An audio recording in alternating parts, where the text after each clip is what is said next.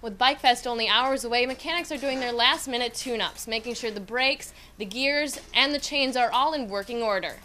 We have over 500 participants coming from both coasts, Canada, and one participant is coming all the way from Germany. Coming up, I'll tell you how to get a full-body workout, no matter what age you are, out on the water. Yay! Giving children a great start to education was cause for celebration Saturday morning. The Family Resource Library is the first out of 6 that will be implemented in the UP. Any parent is going to be able to use these, and so it's just going to really help get those first foundational years so they're ready for school and for learning and reading. The goal of the new library is to help kids from infants to 5-year-olds become better prepared for school.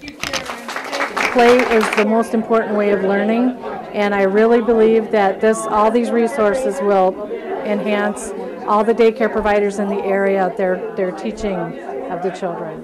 The project was funded by a $10,000 grant given by the Early Childhood Investment Cooperation in October.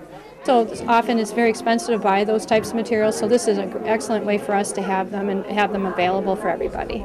There are over 300 brand new books along with puzzles, games, and puppets, all on display and ready for checkout. Community members believe these tools will be beneficial for the children, allowing them to grow in interactive learning. The key to all these resources is that children today learn interactively and by play. It used to be visual learning, it used to be kinesthetic, but now learning takes place more with play and interactivity. All you need is a library card, and you don't have to be a resident to be able to check out these interactive resources. They can be requested from any of the public libraries in the area. The festival has beach volleyball, art vendors, and live music. But what better way to celebrate the 50th anniversary of the bridge than with a view from above? This year there are helicopter rides that give a view like this. Helicopters, what we find is they attract people. You know, people see a helicopter and it's just the awe of a helicopter. The rides were originally going to cost $25 per person, but the price had to be raised to $45 after the helicopter cover was stolen their first night. The ride is 5 minutes long and the view is amazing because the aircraft is constructed mainly of glass.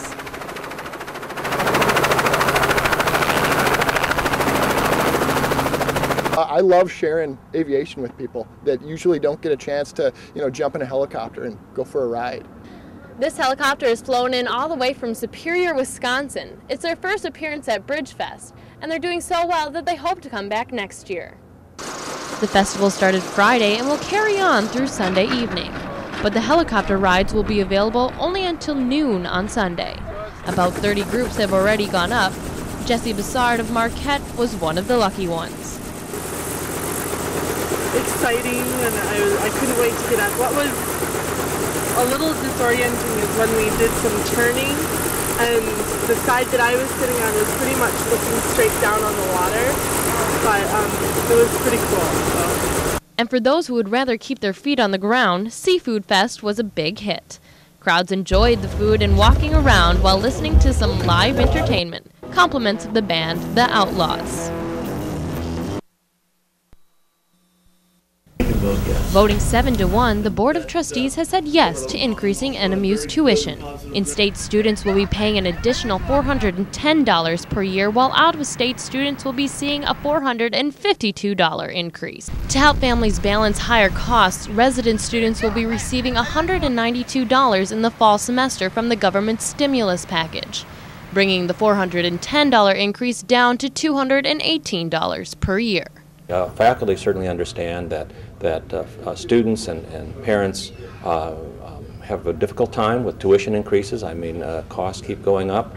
However, in order to provide that quality of education, we feel that the tuition increases that the board recommended and approved are critical to the continued operation of the university. Previous to the tuition hike, NMU President Les Wong posed his dilemma to the students in a meet-and-greet format. I really said to them, you be the president. You're faced with these problems and these challenges. You have this much money. What would you do? And they said things like, well, get people to turn their computers off, turn lights off. While the board discussed a wide variety of topics today, something that came up time and time again was maintaining the value of the diploma for both students and alumni despite all these cuts. If we go the direction of cuts, we will sacrifice the good school part and still remain near the very bottom of tuitions in the state of Michigan. But the value will have eroded. And what students want, and almost everybody wants in their purchasing, is some value for their spending. NMU has the second lowest tuition rate for Michigan public universities, beaten only by Saginaw Valley State.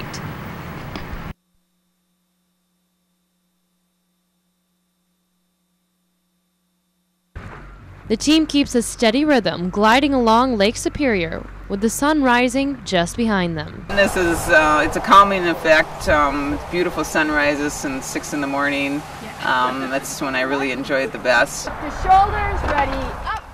These boats are called shells, and the team has to work together both on the water and with putting the boats in. You do have to do a little bit of heavy lifting, so you've got to protect your back and your shoulders. It's good exercise for anyone, no matter what their age. Rowing helps you get into shape, but it's not just about the muscles. Rowing is also a great way to improve your mental fitness. I think that a visit to Lake Superior is about as good as seeing a psychologist, maybe even better, and it's free.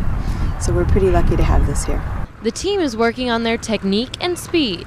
Using their arm, back, and leg muscles, they move the boat along the water. Now the slide here is that key element to that full body workout. Rowers will push the slide back with their legs, pull the oars with their arms, and use their core muscles to hold that leaning back position. And having that workout on Lake Superior is a scene that never disappoints. I'm Alyssa Fenske, TV6 News. School districts are hoping that the retirement incentive will mean less teachers being cut. The new incentive package encourages district employees to retire by giving them a better retirement package with larger pensions and more health care benefits. It's coming at a very good time when we have some very serious budget issues that we're trying to resolve. This would have the effect of lessening our payroll. It would make that part of our budget a little more palatable. Schools will save money by replacing older, higher-paid employees with employees who are younger and lower paid. Marquette Public Schools are going to substantially benefit from the new incentives.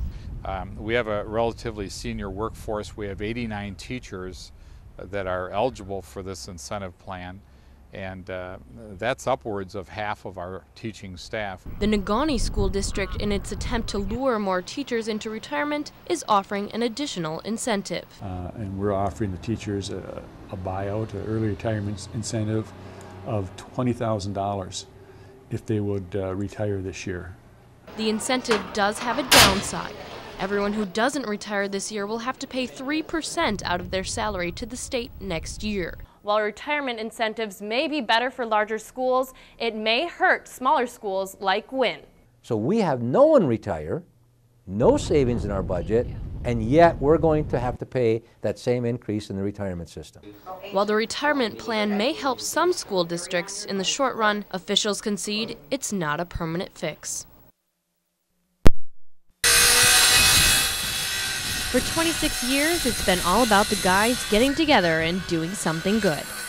The group showed up today at Jane King's house in Ishpeming to build a ramp just so she could get out and plant her garden. I suppose I could, get outside more often I can and pull some weeds around my flowers. The club pays for the first $100 of materials and the labor is free. The men's backgrounds are varied. One's a teacher, another's a construction worker, but they all have one thing in common. Well, it makes everybody feel good about, you're giving something back. It was a fun thing to do. You're helping people out, and it's ramps like these that help Jane and other elderly or disabled homeowners get the freedom they need to get outside and enjoy the outdoors. The projects usually last around 3 to 4 hours, but like this one, they're skillfully done. I think we'd be a good construction company, but we're volunteers. There is no shortage of work to be done. Last year, they built 17 ramps. This year, the group has done 9 so far, and another one scheduled for next week. The Kiwanis Club has a busy summer ahead of them. Carol Naveen had her first knee surgery in December and needed physical therapy, but she wasn't able to get in right away due to low staffing at Munising Memorial Hospital. Actually, they set my therapy up like the week after my surgery, but it took a couple weeks to get in. That was before the partnership. UP Rehab Services is now providing the hospital with professional therapists to help meet the needs of patients. This new partnership is guaranteeing that we have as many therapists as we need on any given day, whether that's 2 physical therapists or whether that's 5 physical therapists. Before the partnership, patients had to wait up to 3 weeks before seeing a therapist, or were referred to Marquette General. Now patients can see a therapy professional within 24 to 48 hours. The thing that we accomplished within about a short time, within 2 weeks, is we were able to see all those people that were on the waiting list, and now we basically don't have a waiting list. The list has been eliminated with more hands on deck. In addition to the 3 therapy professionals working here at Munising Memorial Hospital, UP Rehab Services has added 2 more temporary therapists to help work with patients like Carol. After just 1 month, the hospital has seen over 50% increase in patients due to availability. Leave here generally smiling and happy, and I think they've seen the truth of the fact that now we can reliably provide that to them day in, day out, and we will never have to cut that service back again. Carol is now in for therapy after her 2nd surgery, and this time she didn't wait. This time, when they came to get set up for my therapy, it was like they wanted me the next day. So Carol is scheduled to discuss her progress with her doctor in a week, and this meeting is right on time.